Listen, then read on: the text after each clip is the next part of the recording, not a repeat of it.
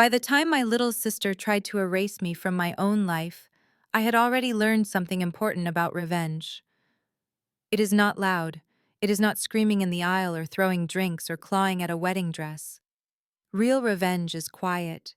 It walks in on steady heels, looks everyone in the eye, and lets the truth do the work. My name is Olivia Hart, and this is the story of how I turned my family's favorite daughter's wedding into the day they finally had to see me. The Hart family had always loved a show, so of course my sister's wedding was a production. The ceremony was set at the Hart estate, a sprawling property outside Charleston that had been in my father's family for 3 generations. White tents stretched across the lawn like sails, crystal chandeliers hung from beams wrapped in greenery, and a string quartet played near the reflecting pool as if they had been born on that patio. The guests were exactly who you would expect for a family like mine. Board members from Hart Haven, living the senior care company my grandmother had built from nothing. Politicians who loved to be photographed near philanthropic families. Local press invited under the guise of celebrating love, but really there to capture the Hart brand. And then there was me, the ex, not just any ex. The woman who had once booked this exact date with this exact event planner at this exact estate to marry the exact same man currently waiting at the altar for my younger sister. I could feel the air ripple when I stepped out of the car. Conversations dipped. Glasses paused halfway to lips. A few women pretended not to stare, hiding behind wide-brim hats and pearls, but their eyes tracked me anyway. I had chosen a white dress on purpose. Not bridal white, not lace and tulle, but a sleek, simple white silk dress that hit just above my ankles. Long sleeves, high neck, elegant, unapologetic. A quiet way of saying, I remember who promised forever. First. The envelope tucked into my clutch felt heavier than it looked. Thick cream paper, my name written in my grandmother's looping hand. Beside it lay another stack of documents clipped together, already dog-eared from the number of times I had read them. Those pages were my real +1. I walked past the staff who had watched this estate transform for events since my childhood. A few of them gave me small, almost invisible nods, the kind you give someone at a funeral. Not a wedding. At the end of the stone path, 2 giant arrangements framed the entrance to the garden where the ceremony would be held. White roses, orchids, hydrangeas, my sister's favorite. They had been my favorite once too. Ms. Hart. The wedding planner, a polished woman with a headset and a clipboard, stepped into my path. Her smile was brittle. Your seat is... She paused, checking her chart as if she had not rehearsed this 100 times. Row 7, aisle seat. Row 7. Far enough back to keep me in the picture, but not close enough to matter. That was my family all over. Perfect, I said, my voice even. I like having a clear view. I did not ask where my parents were. I did not ask where the groom was. I already knew. The Hart family always stood at the center when there were cameras. People like me were placed around them like tasteful decorations. I walked down the center aisle, the same stone path I had walked as a teenager, carrying flower petals for a cousin's wedding. The quartet shifted to another song, something soft and romantic. It washed over me without meaning. Faces turned, some sympathetic, some curious, some frankly delighted to have something to talk about later. A few refused to look at me at all. Guilt has a way of gluing people's eyes to the ground. I found my seat and smoothed my dress beneath me, the envelope in my clutch pressed against my palm.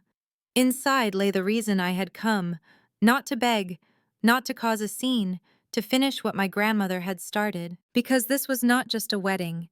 It was the moment a buried promise would either die quietly or explode. I was not sure yet which way it would go, but I knew this much: when the officiant asked if there was anyone who objected, I would not be sitting down. And the last person in this garden who understood that was buried on the hill overlooking all of us. To understand how I ended up at my sister's wedding holding a legal grenade, you have to understand my family. The Hart name meant something in our part of South Carolina.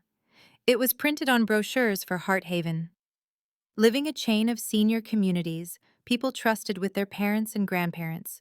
It was etched into the stone at the entrance of the estate, where we held every major family event. But at our dinner table, the Hart name meant rules, appearances, responsibilities, handed out like chores you did not remember agreeing to. I was the oldest daughter.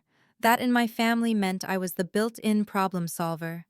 The child who did not need reminding, the one you handed a clipboard to instead of a camera. From the time I was old enough to carry a laptop that was heavier than my backpack, I sat in on meetings at the dining room table. I watched my grandmother Eleanor sketch out ideas for new care programs on legal pads while my parents argued about budgets and occupancy rates. "Pay attention, Liv," my grandmother would say, tapping her pen against the page. "This is what real security looks like, not fairy tales. Numbers, contracts, people you can count on." She did not say love. Not that she did not believe in it, but in her world, love was a bonus, not a plan. My sister, on the other hand, was born with a spotlight over her head. Chloe was nearly 4 years younger than me, all curls and dimples and big blue eyes that seemed to smile even before her mouth did.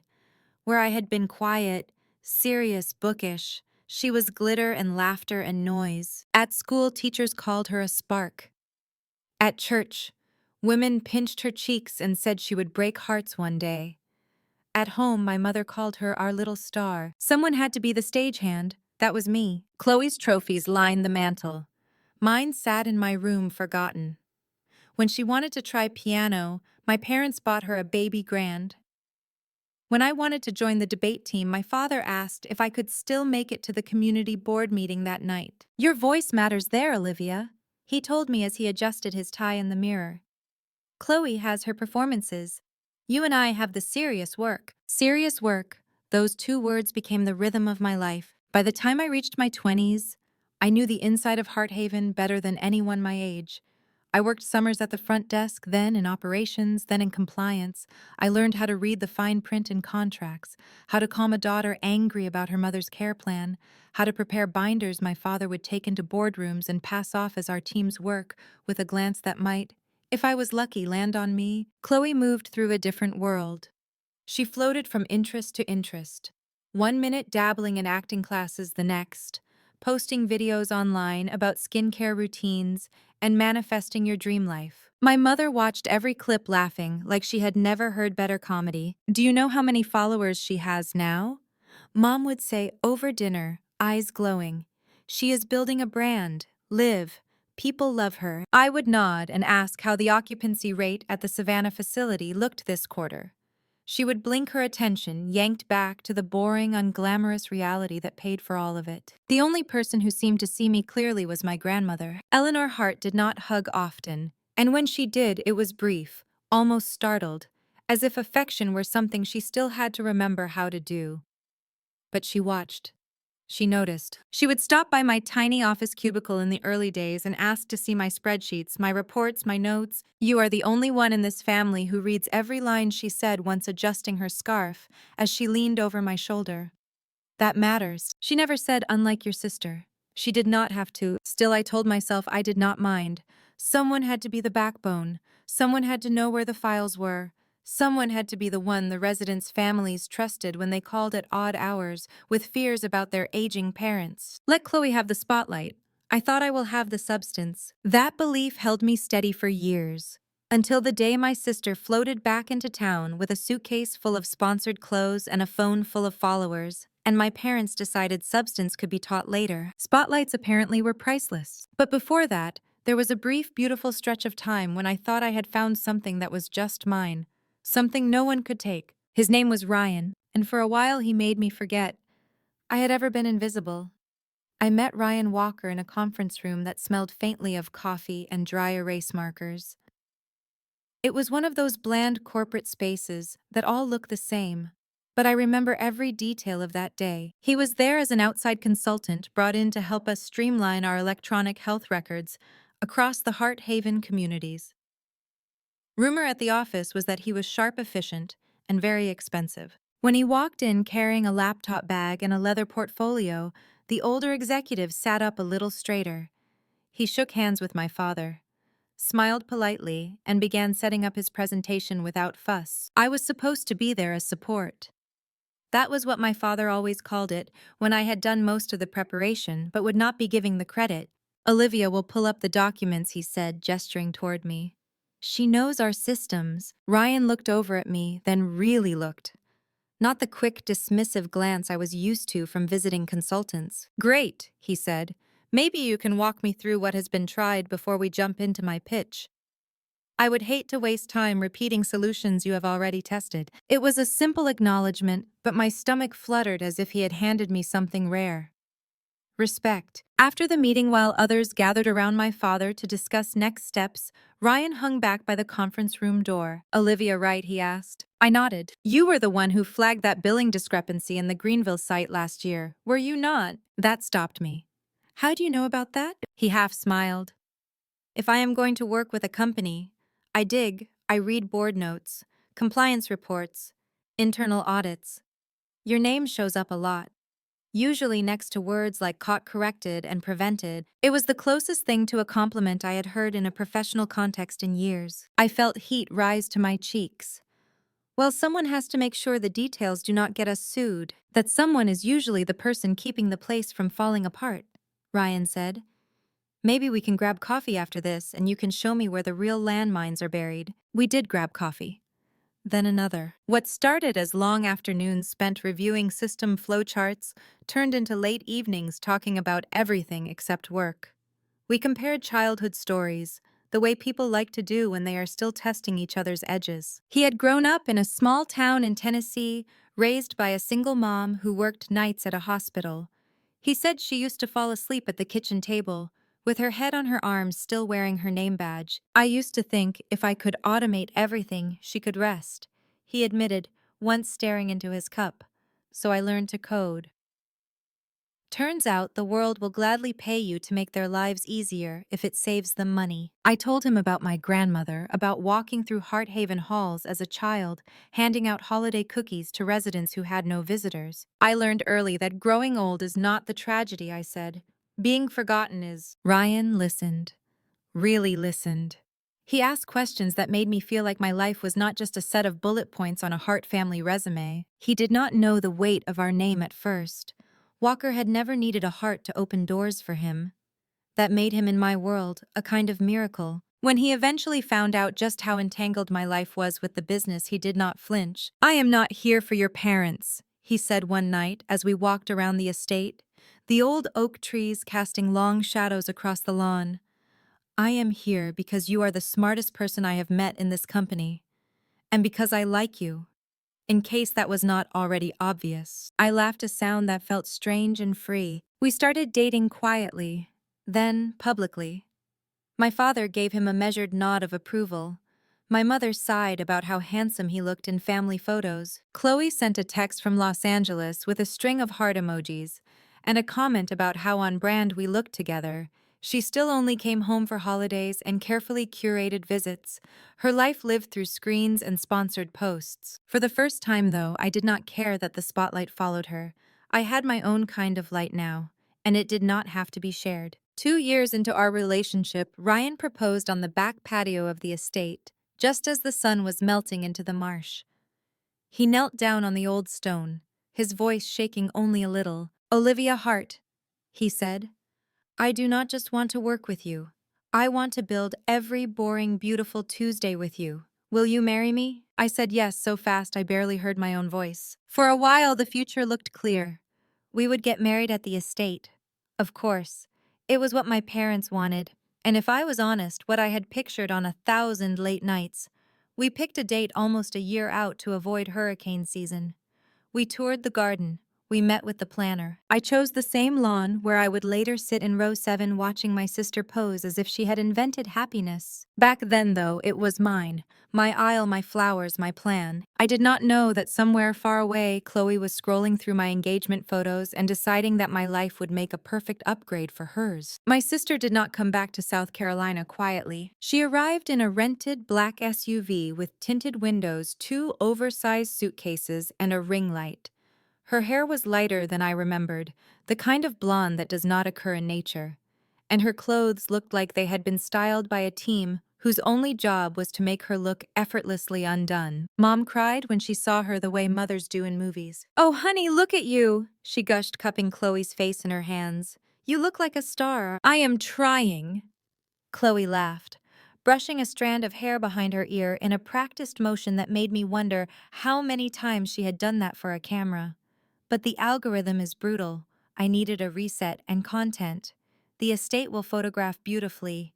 Mom, people love a family story. A family story, I almost choked. She hugged me quick and light, smelling like expensive perfume and airport air. Liv, she said, drawing back to look me over.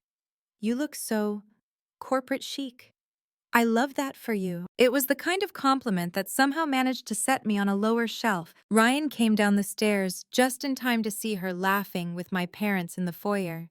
I watched his face as he took her in the same way you might watch someone taste something unexpectedly sweet. This must be the famous little sister, he said, offering his hand. Chloe took it, her bracelets clinking softly.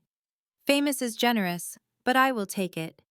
You are even better looking in person, by the way. Olivia did not exaggerate. She said it like a joke. I tried to hear it that way. For the first few weeks, Chloe seemed genuinely humbled.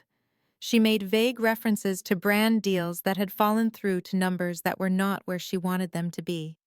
She talked about feeling lost in Los Angeles, swallowed by noise. I just need to remember who I am.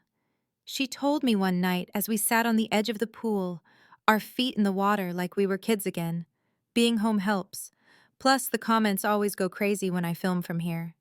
People love the Southern mansion aesthetic. I did not love hearing my childhood home turned into aesthetic, but I smiled anyway. I am glad you are here, I said, and part of me meant it. I had missed my sister even in all her exhausting glittery chaos. Then she started coming to the office. At first, it was just to hang out.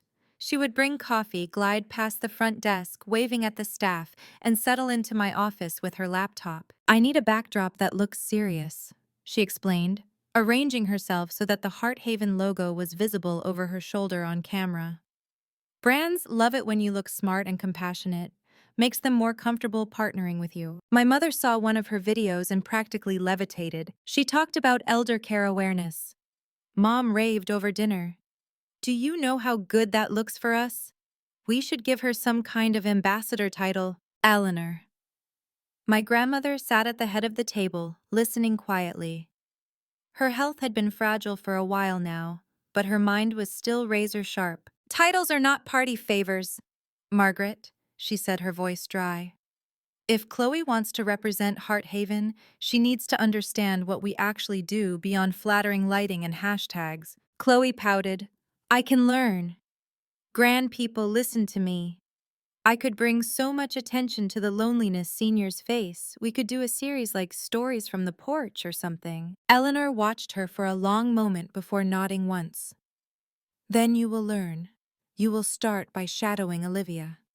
She knows the work. You will not post anything without her approval. For the first time in weeks, I felt seen. Sure, Chloe said, flashing me a quick smile. Sister project, I love it. In practice, shadowing looked a lot like Chloe sitting in meetings. She did not understand, then pulling me aside afterward to ask if I could translate the boring parts into something cute. She would film short clips in the hallways, all soft smiles and knitted brows. It breaks my heart seeing families struggle with these decisions, she would say into her phone. We have to do better, y'all.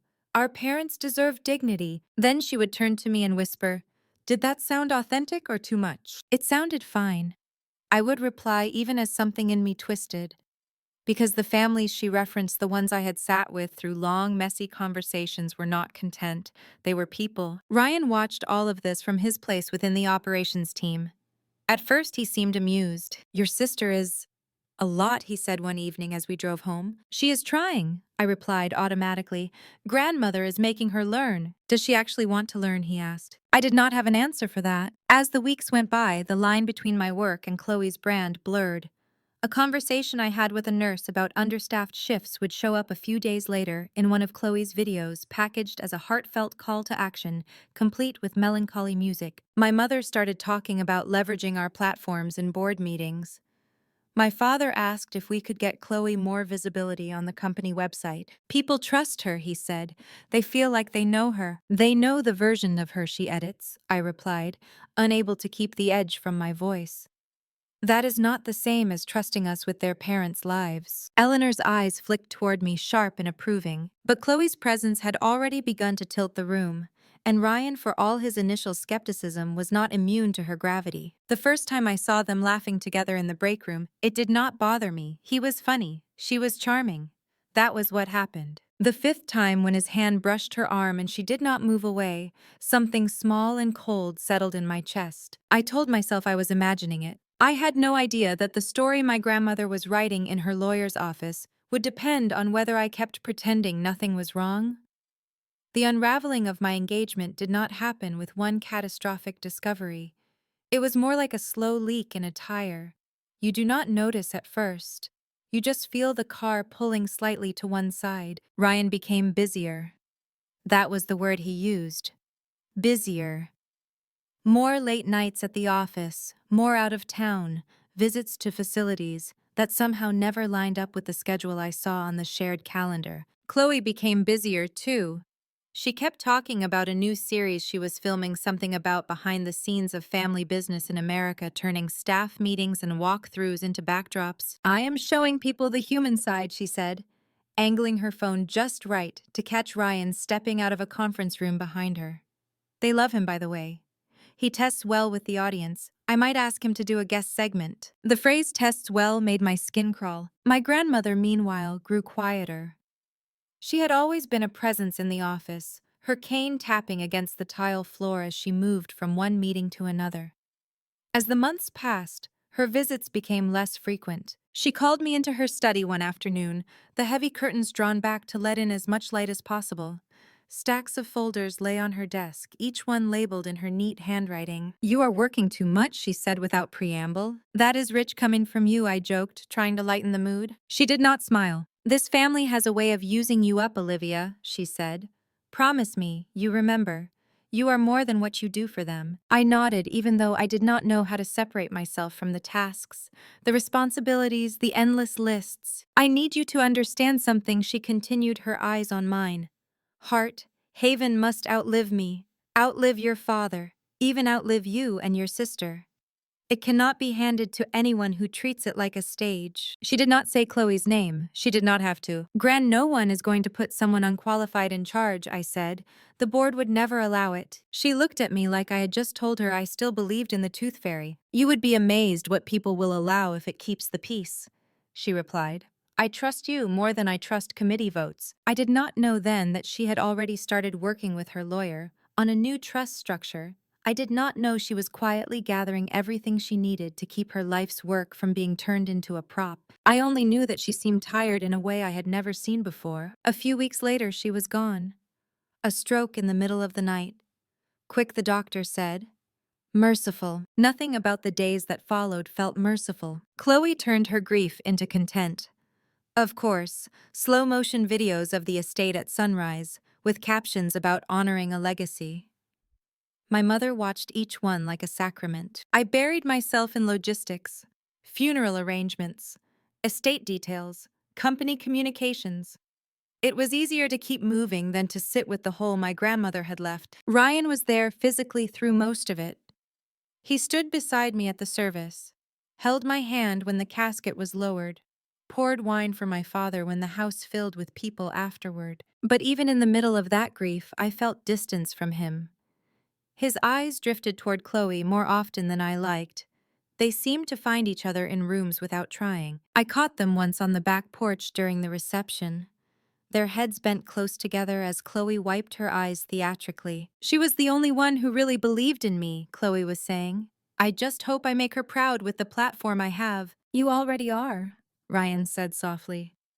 "She saw potential in you, so do I." Those words lodged in my throat like glass. I told myself grief makes people cling, that I should not read into every shared glance. The night I learned the truth, there were no violins, no dramatic thunder, just the hum of fluorescent lights and the hiss of a coffee machine. I had forgotten an access badge at the office. That was the only reason I went back. It was nearly midnight when I pulled into the Hearthaven corporate parking lot. The building should have been dark. Instead, a faint strip of light glowed under the door to the main conference room. I felt a flicker of unease. We had strict policies about after-hours access, especially with sensitive resident data. I walked down the hallway, my heels muffled on the carpet. Voices drifted out low and familiar. I did not mean to be sneaky. I did not tiptoe. My keycard beeped when I swiped in the sound too loud in the quiet building. They did not hear it. Through the narrow window in the conference room door, I saw them. Chloe sitting on the edge of the conference table, her bare feet swinging slightly. Shoes kicked off on the floor. Ryan standing between her knees, not touching yet, but close enough that distance had become a choice. She was laughing at something he had said. Her head tipped back, throat exposed. His expression was soft in a way I had thought was reserved for me. I watched his hand lift just slightly, as if it had done this before, fingers brushing a strand of hair from her cheek. That was the moment my heart broke. Not when they kissed. They had not yet, or maybe they had, and were simply pausing. It was the easy familiarity between them, the knowledge in their bodies that this was not new. I opened the door. Not loudly. Just enough that it swung inward on its hinges. They both froze. Chloe's eyes widened, then shifted to something I could not quite name. Guilt, fear, annoyance. Ryan took a step back, his jaw tightening. "Liv," he said.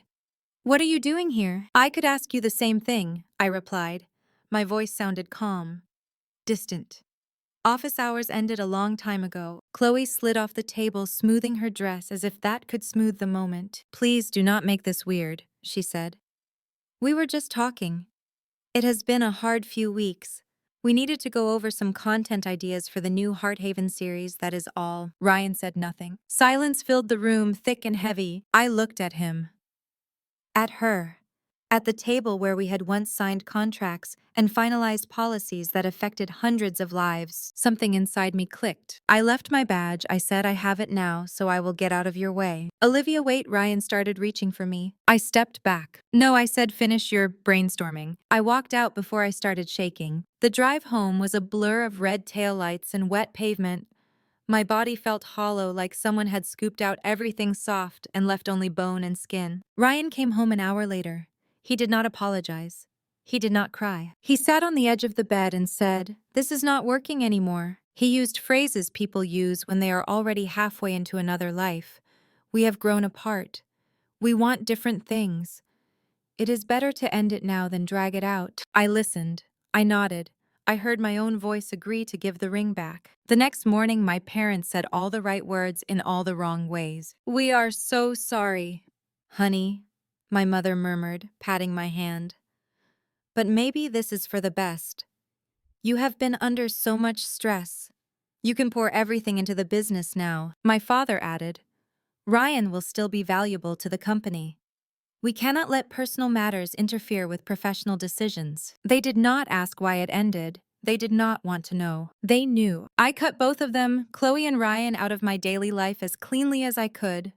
No calls, no texts, no social media. I thought that was the worst of it. Then a few months later, a thick ivory envelope arrived in my mailbox, sealed with gold wax, stamped with 2 initials, C and R, Chloe and Ryan. Inside was an invitation. They wanted me at their wedding.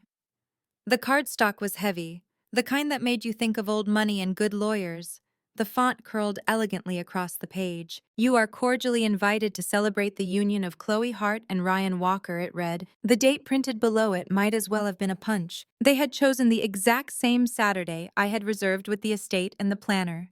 The same day I had once circled on my calendar and starred 3 times. At the bottom of the invitation in handwriting, I knew as well as my own, someone had added a note, "Come see what real love looks like." My vision blurred.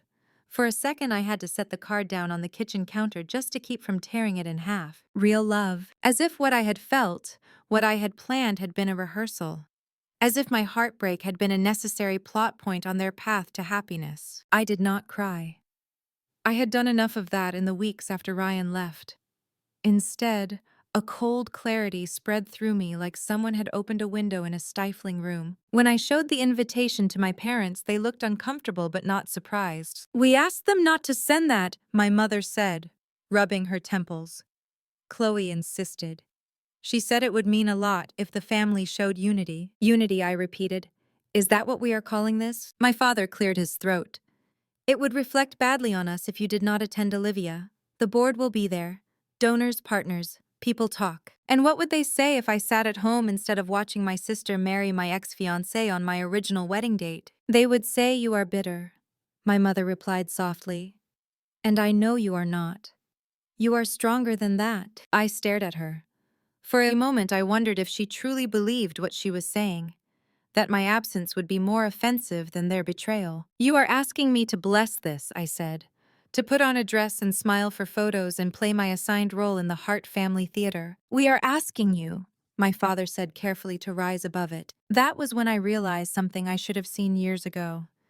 In my family, my pain was acceptable collateral, as long as the picture looked good. I left the invitation on the counter for days, unable to throw it away, unwilling to display it. Some nights I would walk past it and feel a fresh wave of disbelief.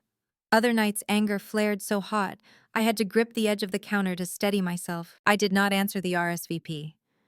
I ignored Chloe's chirpy texts about hoping we can be adults about this, and you will come, right? At Heart Haven, the atmosphere shifted. People chose sides without saying they were choosing.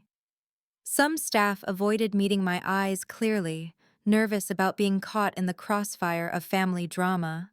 Others squeezed my arm in silent solidarity. Eleanor's absence was a howl in my life. I kept finding myself reaching for my phone, wanting to call her, and then remembering. One afternoon, as I tried to lose myself in a stack of resident satisfaction reports, my cell phone buzzed with a number I did not recognize. Normally, I would have let it go to voicemail, but something in me was tired of surprises. I answered. "Ms. Hart," a male voice asked. "Yes." "My name is David Sterling. I am an attorney. I represent the estate of your grandmother, Eleanor Hart. I was hoping we could speak in person." My heart stuttered. "I thought all of Gran's affairs were settled," I said. "We had the reading of the will months ago." "Yes," he said, "that was the public will. There are additional documents. Your grandmother left instructions that they be discussed with you alone at a specific time." "What time?" He hesitated, and I could hear papers rustling. "The week before your sister's wedding." I looked over at the invitation on my desk, the gold initials catching the light. "Of course she did," I murmured. "Ms. Hart." "I can come this afternoon," I said. "Text me the address." As soon as I hung up, a strange calm settled over me. Not peace exactly, more like the stillness you feel standing on the shore before a storm reaches you. I drove downtown to a sleek glass building that looked like every other law firm, anonymous and expensive. David Sterling met me in the lobby. He was in his early 50s, sharp suit, tired eyes, the kind of man who had seen enough family wars to recognize the start of one. "Thank you for coming on short notice," he said as we walked into a corner office with a view of the river. On his desk lay a wooden box no bigger than a shoebox and a folder stuffed with papers. "This is all from my grandmother?" I asked, taking a seat. "Yes," he replied, sitting down across from me. "Your grandmother updated her estate plan several times in the last year of her life. Most of those changes were minor. These are not." He flipped open the folder. Eleanor was concerned, he continued, about the future of Hart Haven.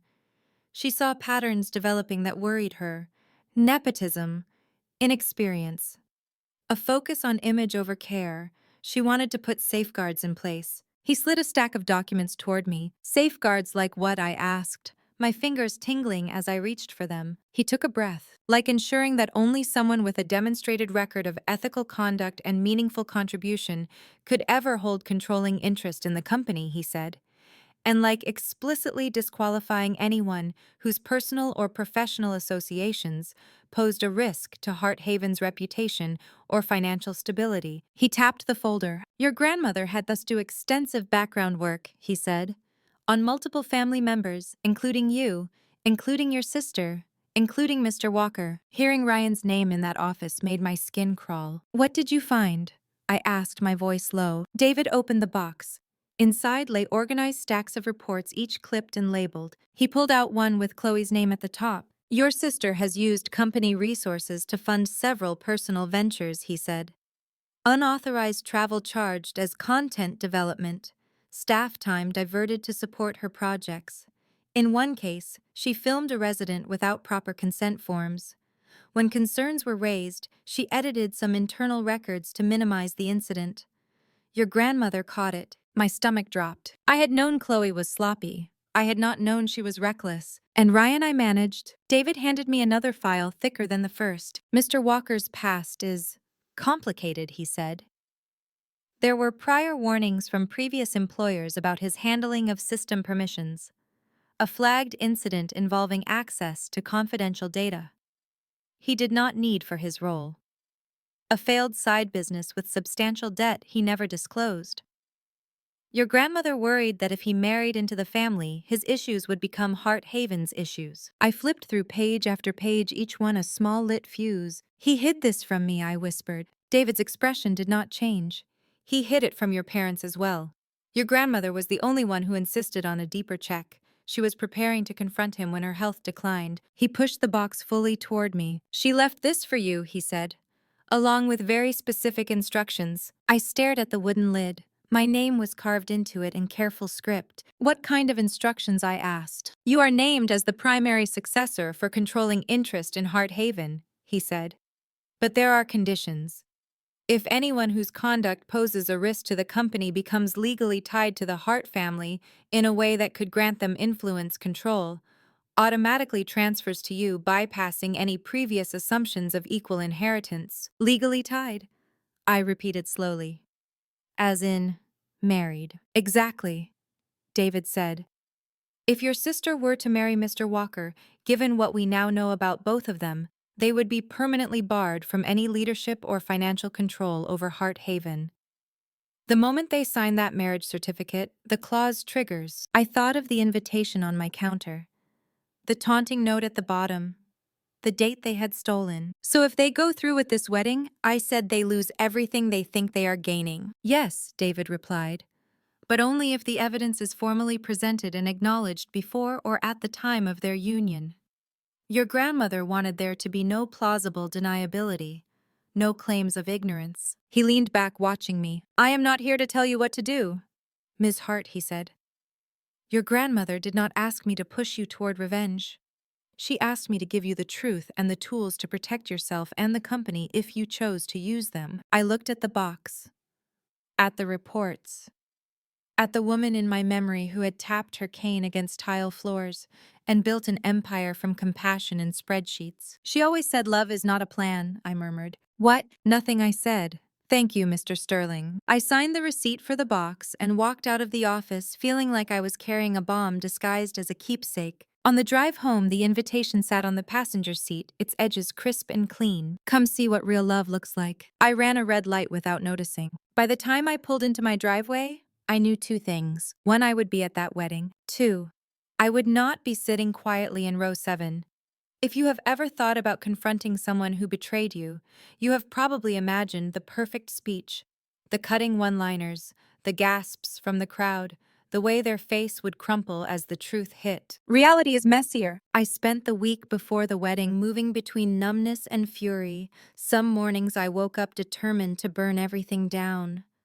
By lunch, the weight of what I held in that wooden box made me feel sick. I met with David again, this time with my questions assembled like soldiers. What happens to the residents if this blows up publicly? I asked. I do not want them caught in the crossfire. Your grandmother anticipated that concern, he replied. Most of these measures are internal. The board will be required to review the findings, but external messaging can focus on leadership restructuring, not scandal. You are not obligated to release the details beyond what is necessary. And my parents? The words tasted bitter. What happens to them? They retain their existing shares, he said, but they lose the ability to pass controlling interest to anyone they choose. That power shifts to you. They will still be involved, but they will answer to you. I imagined my father's face hearing that, the tight line of his jaw, when he realized he could no longer make unilateral decisions, especially decisions based on keeping the peace. What if I do nothing? I asked quietly. David studied me. Then your sister marries Mr. Walker.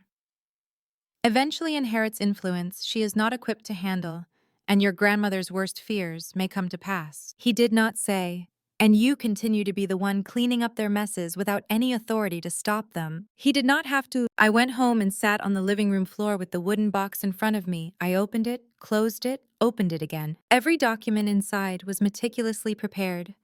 There were timelines of Chloe's misuse of company resources, including screenshots of emails she had thought she deleted. There were reports on Ryan's past, complete with notes from conversations with his former employers. At the very bottom lay an envelope with my name on it. My hands shook as I opened it. Inside was a single sheet of paper, covered in my grandmother's looping handwriting. Olivia, it began. If you are reading this, I am gone, and you are standing at a crossroads you did not ask for. I am sorry for that. I wanted to protect you from as much pain as I could, but I could not protect you from this family. You have always been the one who sees the fine print, the one who reads the whole contract, not just the bold promises at the top. That is why I am leaving this responsibility to you. Heart Haven is more than a business. It is the place where frightened sons and daughters come because they do not know how to keep their parents safe. It is the hallways where lonely residents wait to see if anyone remembers their birthday.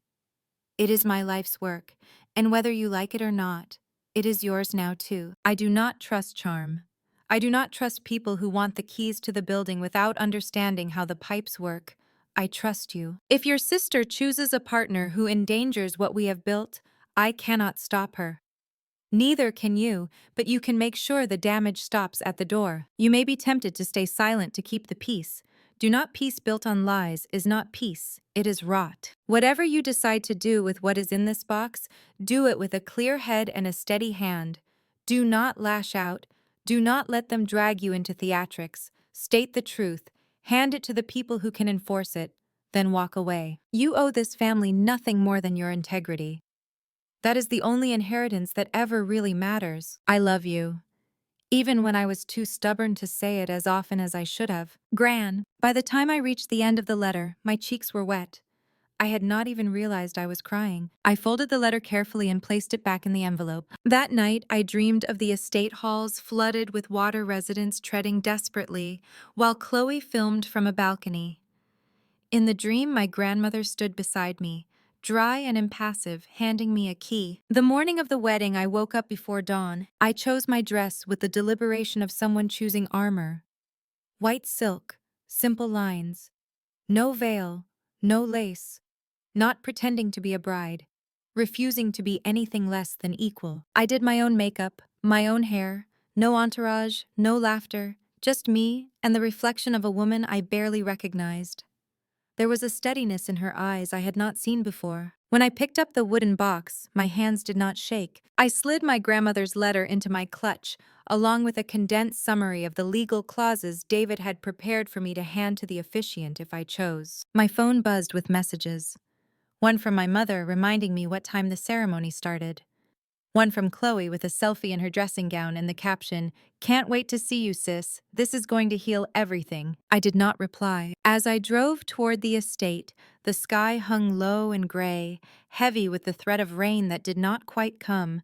Spanish moss dripped from the trees lining the drive, the same trees that had watched generations of hearts marry, fight, and bury their dead. By the time I stepped out of the car, I had made my choice. I would not scream, I would not beg. I would do exactly what my grandmother taught me. I would state the facts. I would hand them to the right person. I would let the consequences fall where they belonged. If my family wanted a show, they were about to get one. They just would not be the stars they expected. The garden looked like something out of a bridal magazine. Rows of white chairs fanned out from a flower-covered arch. Lanterns hung from the oak branches ready to glow once the sun dipped. The reflecting pool had been cleared of leaves, its surface still as glass. Guests milled around in carefully chosen outfits, murmuring to each other. I recognized board members from Heart Haven, old family friends, donors whose names had their own wings in some of our facilities. As I walked down the aisle to my assigned seat, a hush seemed to follow me like a tide.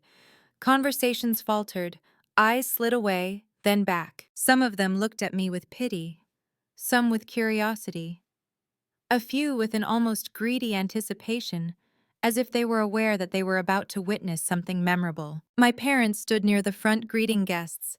My mother wore a pale blue dress that matched the bridesmaids' gowns. My father's smile was more rigid than usual. He saw me. For a moment, his expression cracked. Shock, annoyance, something like fear. Then he covered it. "Olivia," he said as I approached, "you look lovely." "Thank you," I replied, "so do you." My mother's eyes darted to the wooden box in my hand. "What is that?" she asked. "A gift from Gran," I said. Her mouth tightened. "Is this really the time?" "It seems like exactly the time," I answered. She opened her mouth, then closed it again, clearly calculating the odds of a scene. "Please, just "Do not ruin this day for your sister," she whispered. I looked past her at the arch where Chloe would stand. "That depends on how you define ruin," I said. I took my seat near the aisle, close enough to see everything, far enough to make people wonder what I might do. The string quartet shifted seamlessly into the processional. Bridesmaids floated down the aisle in their blue gowns. Groomsmen followed, each one smiling too wide. Then Ryan walked out. For a second, the world narrowed to the sound of my own heartbeat. He looked almost exactly as he had on the day he proposed to me. Same tailored suit, same easy smile. Only now, when his eyes swept the crowd and met mine, his smile faltered. Our gazes locked, his face drained of color. I held his stare for one long, unblinking second. Then I looked away, deliberately dismissing him. Let him sit with that. The music changed. Everyone rose. Chloe appeared at the end of the aisle, her arm looped through our father's. Her dress was a cloud of lace and tulle, the kind of gown that took up space and demanded attention. Her hair was styled in loose waves, a jeweled comb catching the light. She looked radiant. That was the word the photographers would use. She also looked utterly certain that this was her story now, her day, her victory. Their footsteps on the stone path sounded too loud in my ears. As she passed me, I caught the barest hint of her perfume, something floral and sweet. Her eyes flicked down to my dress, then to the box in my lap. A small frown creased her brow, then she smiled past it, lifting her chin, soaking in the adoration. The officiant, a clean-cut man in his 40s, waited under the arch, his book open. "Dearly beloved," he began, "we are gathered here today to witness the union of Chloe Hart and Ryan Walker in marriage." His voice droned on, all the usual words about love and commitment and partnership. Words I had once believed about this same man. As he spoke, the envelope in my clutch seemed to burn against my side. My grandmother's letter, David's summaries, the legal clauses that would change everything the moment they were acknowledged. I listened to the vows. When it was time for them to speak, Chloe's voice trembled in just the right places. "You are my safe place," she told Ryan. "My home. My real love. Real love." There it was again. Ryan's vows were shorter, less flowery. He talked about second chances and finding the person he was meant to be with all along. I felt something cold and sharp twist inside me. Not because I still wanted him. That ship had sunk long ago. Because he was still rewriting history in real time right in front of people who were choosing to believe him. The officiant smiled warmly. "If there is anyone here who knows of any reason why these two should not be joined in holy matrimony," he said, "speak now or forever hold your peace." The phrase hung in the air like an incantation. Silence fell. People shifted, the rustle of fabric filling the pause. A few guests glanced my way, then quickly looked forward again as if afraid to be caught expecting anything. My pulse thudded in my ears. This was it. I could feel my grandmother beside me, her cane tapping an impatient rhythm. I stood up, the sound of my chair scraping against the stones sliced through the quiet. Gasps rippled through the crowd. Someone dropped a program. It fluttered to the ground, ignored. Chloe's head snapped in my direction. Ryan's shoulders tightened, his hands curling slightly. The officiant looked startled. "Ms. Hart?" he asked. I did not look at him. I stepped into the aisle, the box held steadily in front of me, and walked toward the front. Each step felt both surreal and inevitable, like I was stepping into a scene that had been rehearsed long before I saw the script. When I reached the front row, my father half stood, his hand outstretched as if to stop me. My mother's face had gone pale. "Olivia, sit down," she hissed under her breath. "We can talk about this later." "There is no later," I said quietly. "That is the point." I turned to face the officiant. "You asked if there was any reason these two should not be married," I said, my voice carrying farther than I expected. "There is—" Chloe's laugh came out brittle. "Really, Liv," she said. "You are going to do this because your engagement ended. This is not about you." "That is where you are wrong," I replied. "This is about all of us, and about the people whose lives are tied to this family, whether they like it or not." I lifted the wooden box slightly. "My grandmother left this for me," I said. "For this exact moment." The name Eleanor carried weight in that garden. Conversation stopped completely. Even the birds seemed to pause. I handed the box to the officiant. His hands shook as he took it. "There are legal documents inside." I continued explaining why my sister and Mr. Walker cannot be allowed to hold any power over Hearthaven financially, professionally, or by association. I turned then not to Chloe or Ryan, but to the front row where the board members sat. You deserve to know who you are trusting, I said, and my grandmother deserves to have her safeguards enforced. The officiant looked lost. He glanced at my parents, at the guests, then back at me. Perhaps this is better discussed privately, he began. David stepped forward from the end of the row, as if on cue. He had been invited as a family guest. I am afraid it cannot be private, he said calmly. Not if the clause is to be valid. The parties must be informed before the union is finalized. He opened the box, pulled out the top folder, and handed it to the officiant. These are the findings regarding Ms. Chloe Hart, he said, his voice projecting just enough to reach the first few rows. Unauthorized use of company funds, misrepresentation of resident consent, data manipulation, all of which place her in violation of the ethical conduct requirements for Hearthaven leadership. Chloe's face drained of color. That is not what this is, she sputtered. Those were mistakes. Everybody said it was no big deal. Your grandmother did not agree, David said. He pulled out the next file. And these are the findings regarding Mr. Ryan Walker. Past disciplinary actions for mishandling confidential information. Unreported debt that could compromise Hearthaven financially if he were given influence. Prior warnings from employers. Ryan's jaw clenched. This is not the time or place, he ground out. It is exactly the time and place, David replied. Because if you proceed with this marriage, the trust clause your grandmother established will activate immediately. You and Ms. Hart will be permanently barred from any controlling interest in Hearthaven. All such power will transfer to Ms. Olivia Hart. A stunned murmur swept through the garden. My father's face had gone a mottled red. Why were we not told about this earlier? He demanded. Eleanor chose the timing, David said. She wanted to give you all the chance to do the right thing without being forced. When it became clear that was not going to happen, she left the responsibility with the one person she trusted, not to be blinded by sentiment. All eyes swung back to me. I could feel my heart pounding, but my voice stayed steady. I did not come here to stop a wedding out of jealousy, I said.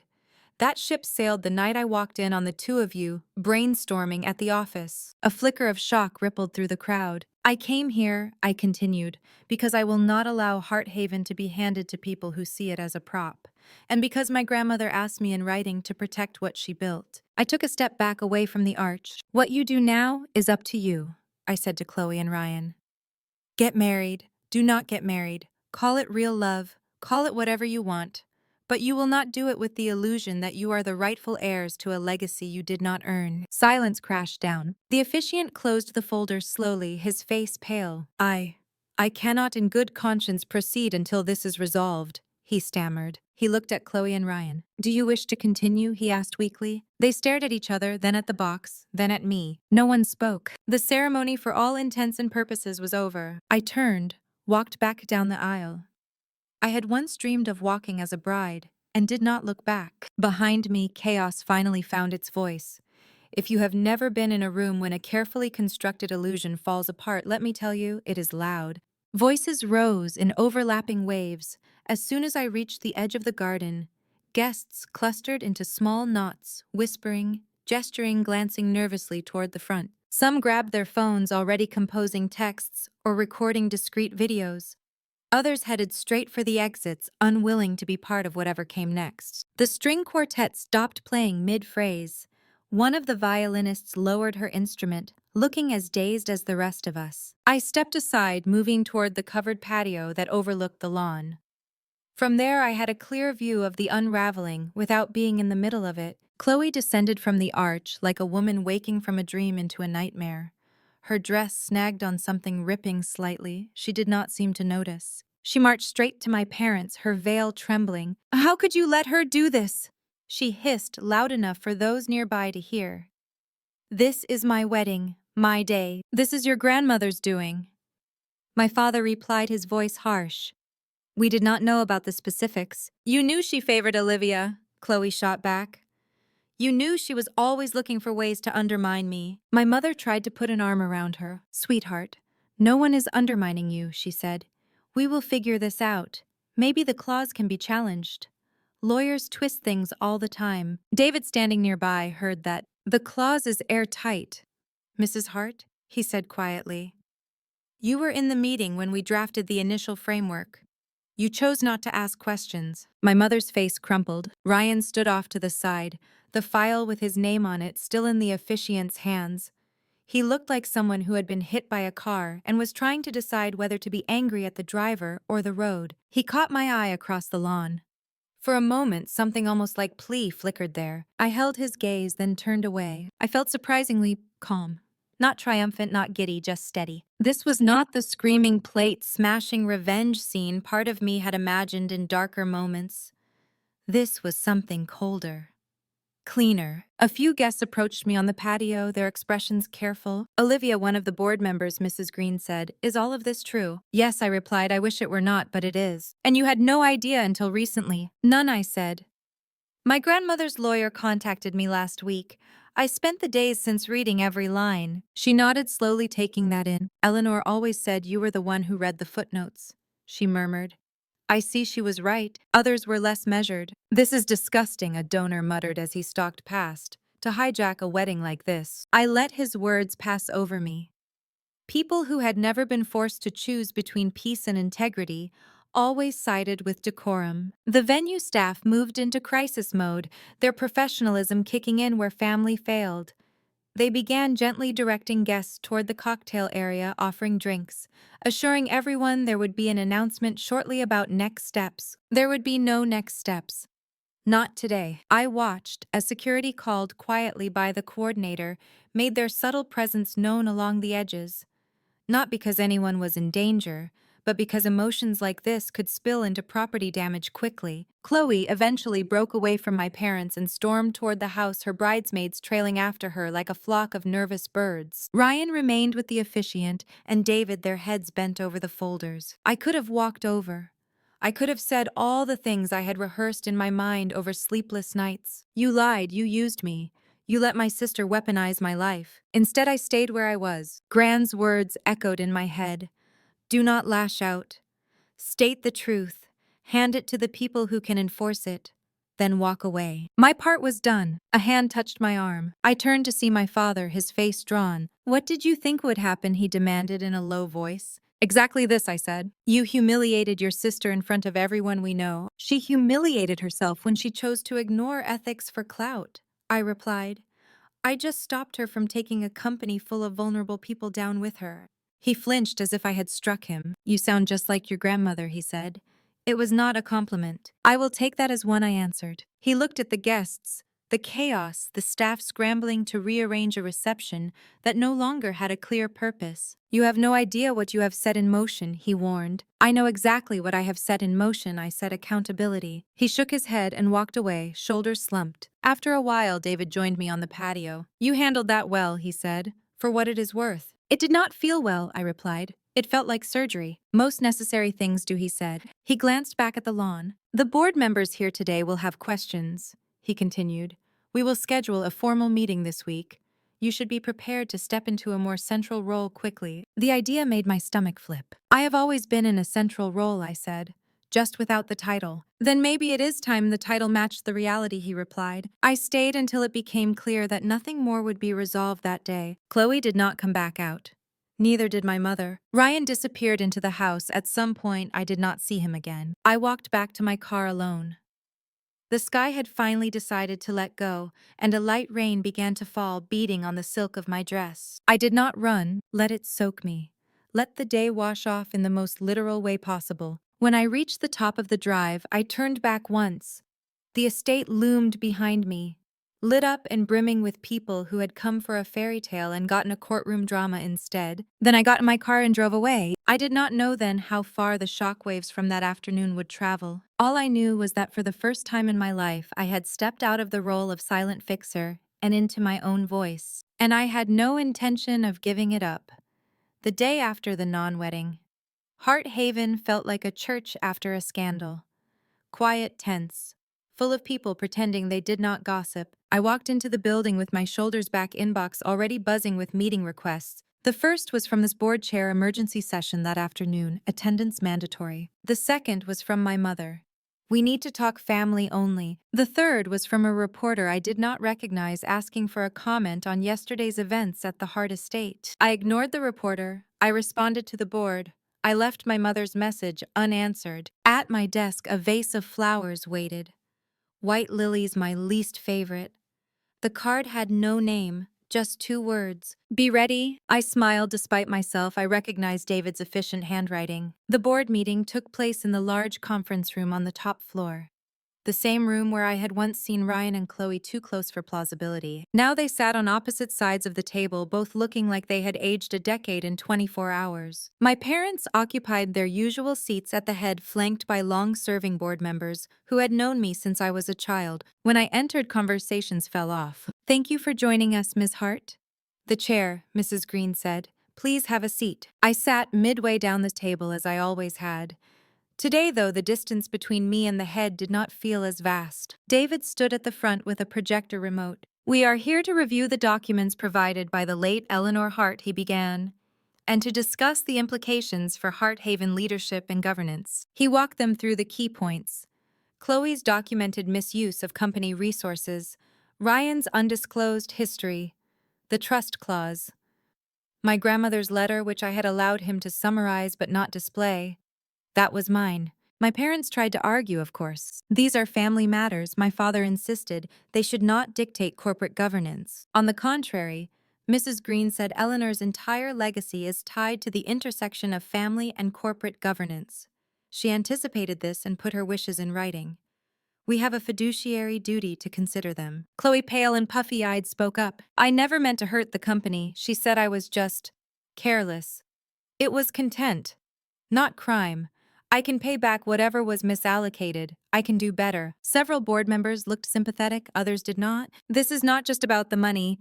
One of them, Mr. Santos, said, filming a resident without proper consent is a serious violation. If that video had gone viral and the family had chosen to sue, we could have faced a major lawsuit. I took it down, Chloe said quickly. As soon as Olivia complained. You took it down after you were caught, I corrected quietly. Ryan's turn came next. He listened to the summary of his file with his jaw clenched, eyes hard. I have never had a complaint rise to the level of legal action, he said when they finished. These were internal disputes. Bias from former supervisors. Old debt that is already being handled. The specifics matter less than the pattern, Mrs. Green replied. And the fact that you did not disclose any of this when you accepted a role that gave you access to our systems. He looked at me, then resentment naked in his gaze. You had no problem with my work when we were engaged, he said. I did not know who you were then, I answered. I only knew the version you showed me. The board voted eventually to adopt the trust clause as a guiding framework for future leadership decisions. It was not the formal legal activation that would happen through a separate process, but it was a clear signal. Ryan was placed on administrative leave pending a full internal audit of his work with Hart Haven. Chloe was stripped of any unofficial ambassador roles. Her content would no longer be linked to Hart Haven's official channels. My parents were asked to step back from day-to-day operations for a period while a transition plan was developed. And who will manage operations during this so-called transition, my father demanded. Heads turned toward me. Mrs. Green folded her hands. Olivia has been effectively managing operations for years, she said. Without the title or the authority, I propose we rectify that. My breath caught. We can appoint her as interim director of operations, she continued, with the understanding that there will be a formal review period. She knows the systems, the staff respect her, the residents' families trust her. There was some debate, some concern about optics and family dynamics, but in the end, the board voted. The motion passed. I walked out of that meeting with a new title and a weight that felt both crushing and right. My mother intercepted me in the hallway. How could you do this to your sister? She demanded, tears slipping down her cheeks. I did not do this to her, I said. She did this to herself. I just refused to hide it. You are punishing her because she found happiness, my mother cried. You could not stand to see her have what you lost. The words hit a nerve. I lost what I lost because you all looked the other way, I said, my voice shaking now. You watched my fiancé slide toward my sister and chose silence. You watched her treat residents like props and chose pride. Gran tried to stop it. You ignored her. I will not join you in pretending this is about my hurt feelings. This is about who deserves to be trusted. She stared at me as if seeing me for the first time. You sound so cold, she whispered. I sound like someone who finally understands the difference between keeping peace and keeping faith. I replied. I left her standing there. In the weeks that followed, the consequences rolled in like evening tides. Ryan resigned quietly before the internal audit could reach its final conclusion. The official line was that he was pursuing other opportunities. Within industry circles, people understood that a resignation under review was a scar that did not fade. Chloe lost several sponsorships after brands caught wind of the wedding debacle and the ethics issues. No one wanted their product attached to toxic family drama, as one leaked email put it. She posted a tearful video about stepping back for mental health and reassessing my values. The comments were split between sympathy and skepticism. We barely spoke. When we did cross paths at family gatherings, her eyes slid past me as if I were a stranger. My parents kept their distance too, not overtly hostile, just careful formal. Heart Haven, on the other hand, began to breathe easier. Staff meetings shifted. People spoke up more, no longer looking over their shoulders to see if their suggestions would interfere with someone's content calendar. Families of residents seemed relieved to hear less about brand stories and more about care plans. There were long nights, endless spreadsheets, hard decisions about staffing and resources. I was tired all the time, but it was a different kind of tired. Not the exhaustion of endlessly propping up someone else's fantasy, but the fatigue of building something real. I thought I might feel lonely without my family's approval. Instead, I felt something closer to clean. That did not mean everything was resolved. One evening, months after the non-wedding, I stopped by the estate to drop off some documents my parents needed for tax records. The house was quiet. As I walked down the hallway toward my father's study, I heard soft sobs from the old sitting room. I paused in the doorway. Chloe sat on the floor in her pajamas, a box of tissues beside her, her phone abandoned on the couch. On the coffee table lay a stack of printed comments from her followers, many of them cruel. You got what you deserved. Karma is real. Maybe stop using old people for clout. She looked up when she sensed me. Her eyes were swollen. Come to gloat, she asked, her voice hoarse. No, I said I came to drop off paperwork. She laughed bitterly. Of course you did, Miss Responsible. I could have turned away, stayed in my role as righteous enforcer. Instead, I stepped into the room and sat in the armchair opposite her. You hurt me, I said, more than I can ever fully explain. You took the man I planned to marry. You took my wedding date. You turned my life into a storyline. She looked away, shame flickering in her expression. I know, she whispered. I did not expose you because of that. I continued. I exposed you because you were hurting people who had not agreed to be part of your show. Residents, families, staff. Gran saw it. I saw it. Tears spilled down her cheeks. I just wanted to matter, she said. You always had the serious stuff, the important stuff. People trusted you.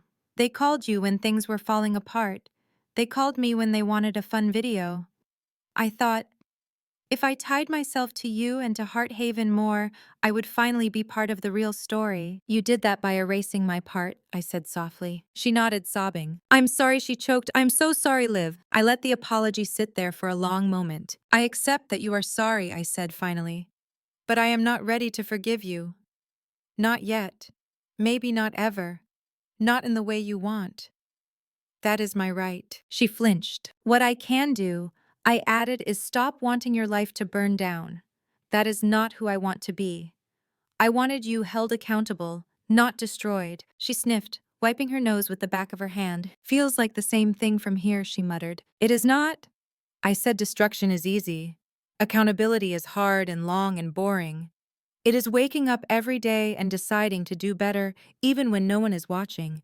That is what you have in front of you now. She stared at me, hollow and hopeful all at once. Do you really think I can come back from this? I think you can become someone new, I replied. Whether anyone watches that version is up to them. I stood. I have to go, I said, early meeting tomorrow. As I reached the door, she spoke again. Liv. Yes. Does it ever stop hurting? I thought about my non-wedding day. The nights I woke up reaching for a man who was no longer there. The sting of seeing my parents choose optics over me. It stops running your life, I said. That is the best I can promise. I left her there, swimming in the consequences she had tried so hard to avoid. On the drive home, I realized something quietly radical. I did not feel lighter because my sister was sad. I felt lighter because for once I had drawn a boundary and kept it without burning the bridge to ashes. Accountability and cruelty are not the same. It had taken me this long to know the difference. Time has a way of smoothing even the sharpest edges if you let it. It does not erase what happened. It just makes it possible to touch the memories without bleeding. A year passed after the non-wedding. Heart Haven thrived. We implemented new training programs, improved staff to resident ratios, and updated our technology with a focus on privacy and dignity, not just efficiency. I led meetings without having to fight to be heard. When I spoke, people listened. Not because my last name was Hart, but because my track record spoke louder. The trust clause formally activated when the legal process caught up with reality. I was named the controlling interest holder in Hart Haven. My parents adjusted grudgingly at first, then with a kind of tired acceptance. "We always knew you would be the one to take this on," my father admitted during one particularly late-night review of financial reports. "We just thought we had more time to ease into it." "You had time," I replied. "You just spent it trying to make Chloe fit a role she was never meant for." He did not argue. Ryan faded from our lives like a bad dream. I heard he moved back to Tennessee for a while, then took lower-level consulting jobs in smaller markets. Every so often someone would mention seeing his name pop up on LinkedIn. I did not look. Chloe reinvented herself as people like her often do. Her new content focused less on aspirational luxury and more on messy honesty. She talked about failure, about being held accountable, about what it felt like to be the villain in someone else's story. Some of it made me roll my eyes. Some of it made me nod. We were not close. We might never be again. But when she showed up at a Heart Haven volunteer day in a plain t-shirt and jeans and spent hours playing cards with residents without posting a single picture, I took note. When Thanksgiving rolled around, I chose to host a smaller dinner at my own house instead of joining the big performative feast at the estate. I invited a few friends from work, a couple of residents who had no family nearby, and one of the nurses who lived alone. We went around the table sharing what we were grateful for. When it was my turn, I hesitated. "I am grateful for truth," I said, even when it hurts. Maybe especially then. The nurse, a woman named Carla, with laugh lines etched deep into her face, nodded. "Truth is the only thing that does not go bad on you," she said. Christmas came. The estate lit up as always, every window glowing wreaths on every door. I went for exactly one event, a residence choir concert in the main hall of the oldest Heart Haven location. Afterward, as snow flurries swirled outside one of the residences, a woman named Mrs. Langley squeezed my hand. "You look at us," she said. "Not through us. That is a gift, dear." I thought of all the times my own family had looked through me. "Thank you," I said, my throat tight. On New Year's Eve, I sat alone on my couch with a glass of sparkling water, watching the ball drop in New York on television. If this were a romance story, this would be where I tell you I met someone new, that I fell in love with a man who valued my integrity, who stood beside me at board meetings, who healed all the wounds Ryan left. That has not happened. Not yet. Maybe it will. Maybe it will not. What I did fall in love with was my own life. For the first time, I chose my schedule based on what mattered to me, not what my parents expected. I picked up hobbies that had nothing to do with being useful. I started taking a pottery class on Wednesday nights, my hands learning the pleasure of shaping something that did not have a spreadsheet attached. Sometimes I still felt flashes of anger.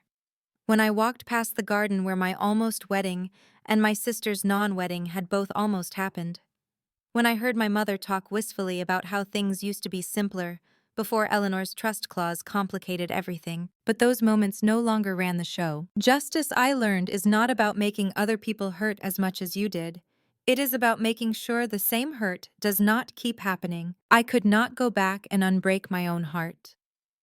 I could not force my family to turn into people they were not. What I could do was change the script that said the oldest daughter's job was to absorb all the fallout and smile for the cameras. I had done that in a white dress, with a wooden box, on the day my sister expected me to sit quietly in row 7. If I am honest, there are still nights when I wonder what would have happened if I had stayed home, if I had let them have their fairy tale wedding, let the trust clause remain a theoretical bomb buried in legal language. Maybe Heart Haven would still be standing.